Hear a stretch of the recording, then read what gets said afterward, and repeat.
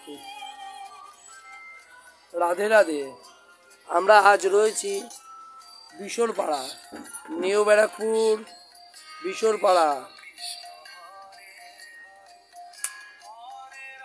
New Barrackpore বিশোরপাড়া Radha Govinda আজ প্রতিষ্ঠা করা হলেও আর লোকনাথ বাবার উৎসব, সেই উপলক্ষে সকল ভক্তবৃন্দ একত্র হয়ে ভগবানের পুজো করছেন। আপনারা সকলে রাধারানীকে দর্শন করুন, ভক্তি দেবী বৃন্দাকে দর্শন করুন।